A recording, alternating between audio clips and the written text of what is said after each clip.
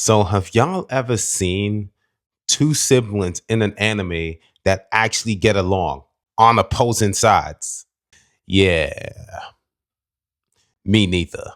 Shanks and Shamrock are like the Itachi and Sasuke of One Piece. Shanks' sword is called Griffin or Griffin Thor. Shamrock has Cerberus as of today's as of today's chapter. Both guardians, one of treasures and one of the underworld. And y'all think they're not gonna fight? Alright.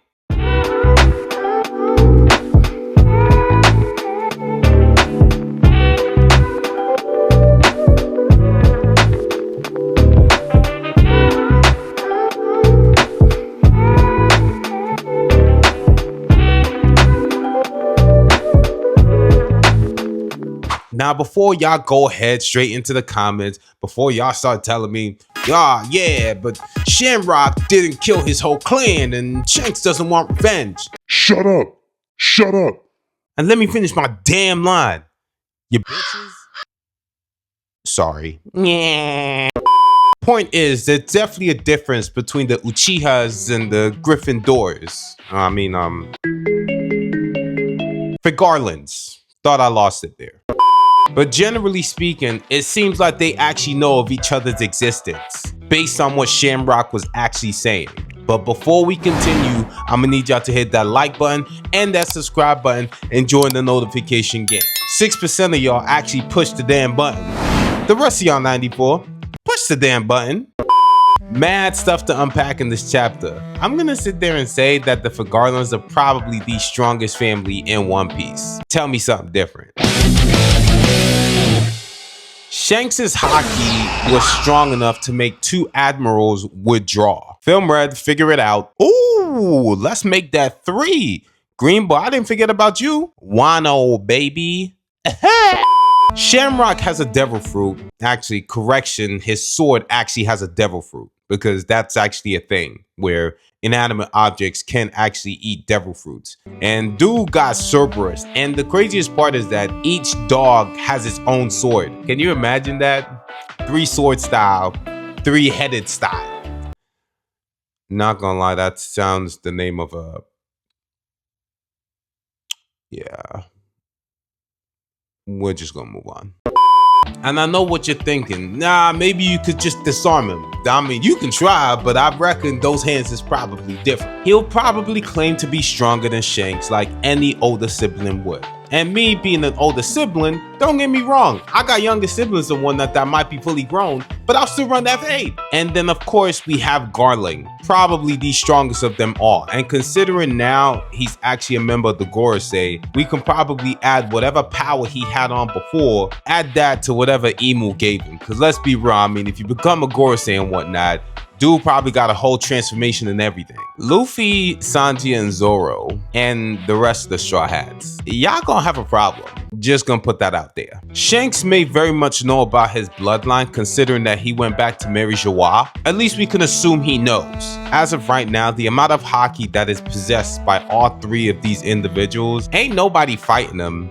At this point, if I was writing the series and I was older, I'll just make them take each other out. Brother and brother versus father, brother versus brother, brother and brother versus Shanks. I mean, that's the only way I'm definitely flipping it. Let's be real, Shanks has no devil fruit and he speed blitzed the man who has the power of light.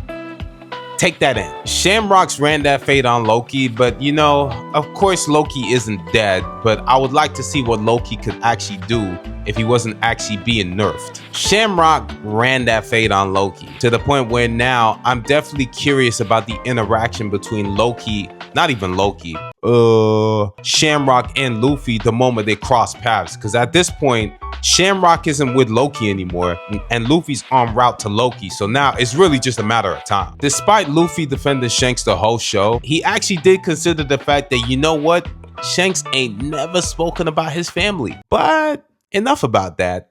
That final war about to be crazy work. Despite all that, it seems like Shamrock's out here trying to summon another knight. Bro's trying to run Elbath with an iron fist. Did anyone else see that mural? Yeah. We need to talk about that. So Scarpa Gaban is clearly at the castle where Luffy is, and it's definitely him, because I mean, I don't see how it could be anybody else. Oda, get this guy to disrobe and finally identify himself. I mean, don't disrobe like that, but you know, just take the dude's hood off so we know who he is. Just thought I'd clear that up. The final page basically shows us a mural about probably the most amount of consistency that Oda has given us about the final war. Well, no, about the war with Imu retrospectively. And there's definitely a lot to unpack here. Will I have time to unpack it all? Probably not, but I do what I can. So I'm guessing the first world basically just gives an overall idea of the slavery that happened at the time, where, you know, you have an oppressor and then you have the slaves, where they're in this endless cycle of abuse. The slaves clearly got Emo upset to some extent, where he had basically destroyed the world. That's really what I'm taking from that first part. Of course, people who are oppressed for so long will eventually wish or hope for some sort of change as time goes by. And I'm guessing this is where the second world comes in, because the Adam Tree was the one that granted the wishes for the devil fruits. And of course, this started to fan the flames of war. And I'm guessing Emu got upset even more, because it turns out the people at the full moon, or the half moon people, and I'm pretty sure this is where the D actually comes from. Yes, it's the letter D, but it seems like an older type thing to do, where he would use a symbol, but he would present it as something else. I mean, he did it with Luffy's devil fruit. We thought Luffy had a rubber fruit, but it turns out he has a mythical Zoan. Yeah, Luffy's from the moon. Just gonna put that out there. D, half moon. Yeah, he played us. Whew, he played us so bad. I kind of want to fight.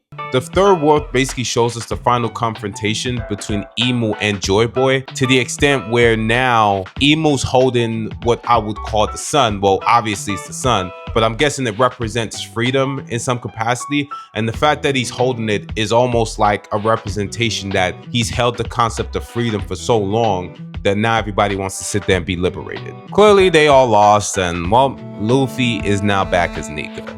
And he about to spin that block and run that fade. Probably the most amount of information we've had about the voice century since Out the Womb. Yeah, crazy chapter, man. But yeah, let me know what y'all think. Did you like this chapter? Did you not like this chapter? Where'd you think the story's going next? Also, we actually have no break, which is surprising, because it would be an older move to drop so much info and then to be like, yeah, I'm taking 2 weeks off. But I guess not. Like, comment, subscribe, and I'll holler at y'all later, man. Peace. Flesh and bone, no more mind at peace.